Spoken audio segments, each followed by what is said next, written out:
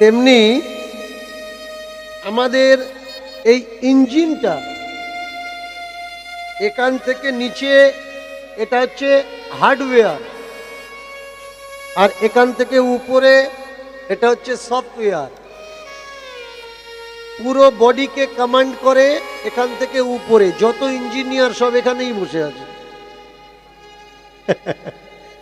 আর শরীরের ঊর্জা এক একটা পূর্জা আমাদের মানব দেহ রহিত গঠিত। আসুন এবার আমরা এগিয়ে যাই। আমরা যাকে ভগবান, ঈশ্বর, দয়াময়, কৃপাময় বলছি, দেবী বলছি, দেবতা বলছি, এ এক একটা কনসেপ্ট, এক একটা কনসেপ্ট। আস্তে আস্তে কথা বললে হবে না। আমি কাউকে কিছু বলতে পারবো না, কারণ আপনারা আমার সম্পর্কের এমন হন, হয়তো কিছু বলবো, দেখা যাচ্ছে পরে বলবো বাবা আমি তো তোমার মামা শাশুড়ি। সত্যি বলছি, কাউকে কিছু বলতে পারবো না, কাউকে আমি চিনি না। তো দয়া করে যতক্ষণ আমি আছি আর আপনারা আছেন, একটু ধৈর্য ধরে শোনার চেষ্টা করুন। জানি না আর আমি আসতে পারবো কি না, আর যদি আসি সামনের বছরে যে আপনারা এখানে থাকবেন তার কোনো সার্টিফিকেট নেই। এর জন্য আপনারা এসছেন, আমি এসছি যখন, তাহলে গল্পটা আপনারা করবেন না, গল্পটা আমাকে করতে দিন, তাহলে মজা আসবে। মন দিয়ে শুনুন। আমরা দেবতার নামে গণ্ডি দিই। এই গণ্ডিটার নাম গণ্ডি নয়, এই গণ্ডিটার নাম দণ্ডি। দ মধ্যাহ্নয় হস্যই, দণ্ডি। দণ্ডি শব্দ এসছে দণ্ড থেকে। দণ্ড মানে সাজা। এটা গণ্ডি দেওয়া নয়, ওটা দণ্ড পাওয়া, সাজা। যিনি দেবতা হবেন, যিনি ঈশ্বর হবেন, যিনি ভগবান হবেন, তার নজরে সকল সমান হবে। কেউ যদি তাকে ডাকে তার কাছেও সে যা, তাকে যদি কেউ নাও ডাকে তার কাছেও সে তা। এই দেবী দেবতা কনসেপ্ট সৃষ্টির প্রারম্ভে ছিল না। এলো কবে থেকে? মানুষ জন্মেছে। তাহলে এবার বুঝবেন, যেদিন মানুষ জঙ্গলে বাস করত, নগ্ন উলঙ্গ অবস্থায় ছিল, আস্তে আস্তে গাছের ছাল, পাতা, বাকল এগুলো আবিষ্কার হলো, তারা লজ্জা ঢাকলো। কবিলা, গোষ্ঠী সৃষ্টি হলো, দল সৃষ্টি হলো। এক একটা দলের দলপতি তৈরি হলো। তারা সারভাইভ করতে লাগলো এক জায়গা থেকে আর একটা জায়গা। প্রকৃতি সম্বন্ধে তারা কিছু জানতো না, কিচ্ছু জানতো না। কেন জন্মেছে, কি হচ্ছে তাদের সঙ্গে। যখন প্রচন্ড উত্তাপ হয়েছে, গরম, সূর্যের প্রখর রোদ্দুর তাদের গা জ্বালিয়েছে, তারা মনে করেছে আমরা কোনো অন্যায় করছি, তার জন্য আকাশের উপরে ওই আগুনের গোলাটা আমাদের শাস্তি দিচ্ছে, সাজা দিচ্ছে। ব্যাস আগুনের গোলার দিকে হাত জোড় করে আমাদের পূর্বজরা অন্যায় স্বীকার করেছেন যে হে অগ্নিগোলা, হে অগ্নিগোলা, তুমি আমাদের ক্ষমা করো, আমাদের অপরাধ মার্জনা করো। তাহলে আকাশের উপরে একটা দেবতা আমরা খুঁজে পেলাম। আমাদের কাছে গাছ ছিল না, থাকার ঘর ছিল না, ব্যবস্থাপনা ছিল না। আসলো বর্ষা ঋতু, প্রচন্ড বর্ষা, ঝড় আরম্ভ হলো।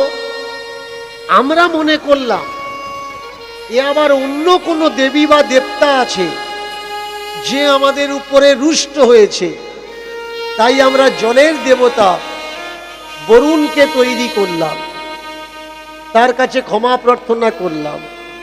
ঝড়ের দেবতা পবনকে তৈরি করলাম।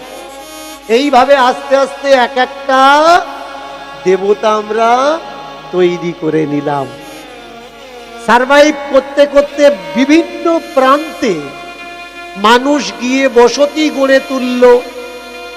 এর জন্যে এক একটা দেবতা এক একটা দেশে এক এক রকম নাম হলো। মানুষ যে যার মতো চলতে চাইল উচ্ছৃঙ্খল হিসাবে, তাদের জীবনকে বাঁধনে আনার জন্যে, ওনলি ফর বাইন্ডিং লাইফ, সুন্দর ব্যবস্থাপনা, বন্ধনের জীবন যাপন ব্যবস্থাপনা তৈরি হলো। তা আনা হলো শুধুমাত্র ধর্ম দ্বারা। ধর্ম,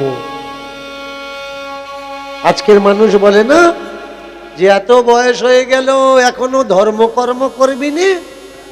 ধর্মকর্ম মানে কি? সংযত জীবন যাপন।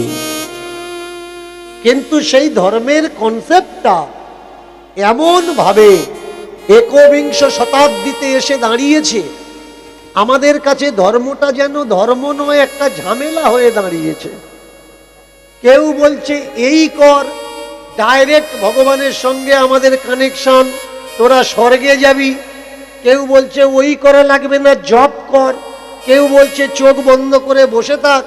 কেউ বললে সংসার ছেড়ে জঙ্গলে তপস্যা কর। কেউ বললে এগুলো মায়া, সেই পুরুষ সে আমাদের আপন, আর এ জগৎ মিথ্যা। আমরা বুঝতে পারলাম না যে কোনটা ঠিক আর কোনটা ভুল। তাই এই ঠিক আর ভুলটা খুঁজে নেওয়ার জন্যে আজকের আমরা একত্রিত হয়েছি। আমরা জানবো, আমরা জানবো যে আমাদের জীবন মার্গে চলার পথে সঠিক কোনটা আর বেঠিক কোনটা। আমরা ভগবান ভগবান করে বিভিন্ন তীর্থে ছুটে যাই, কিন্তু বিভিন্ন তীর্থের ভগবান এক নয়। চলে যাবেন নবদ্বীপ, সেখানে নিতাই আর গৌর। জয় নিতাই, জয় নিতাই, জয় গৌর। চলে যান বৃন্দাবনে, নিতাই গৌরের বালাই পাবেন না। জয় রাধে, জয় রাধে। চলে যান অযোধ্যায়, না নিতাই আছে না গৌর আছে। জয় শ্যাপতি রামচন্দ্র কি জয়। চলে যান কৈলাস হরিদ্বার, সেখানে না তো রাম পাবেন, না নিতাই পাবেন, না গৌর পাবেন, না কৃষ্ণ পাবেন, একটাই না, হর হর মহাদেব। আপনারা চলে যান কামাখ্যায়, কাউকে পাবেন না। জয় মা, জয় মা তারা, জয় মা তারা। এক একটা তীর্থে এক একটা পীঠ, এক একটা ভগবান, এক একটা শক্তির দিক। এখানে আমরা ধাঁধায় পড়েছি যে আমরা নেব কোনটা, কালীকে নেব নাকি শিবকে নেব, দুর্গাকে নেব না কৃষ্ণকে নেব। তবে বেশিরভাগই ভারতবর্ষের মানুষ, একটা বড় অঙ্কের মানুষ, ভগবান যাকে মানে তিনি কে? তিনি হলেন নারায়ণ। নারায়ণকে একটা বড় অঙ্কের মানুষ সমাজ মানে ভগবান বলে।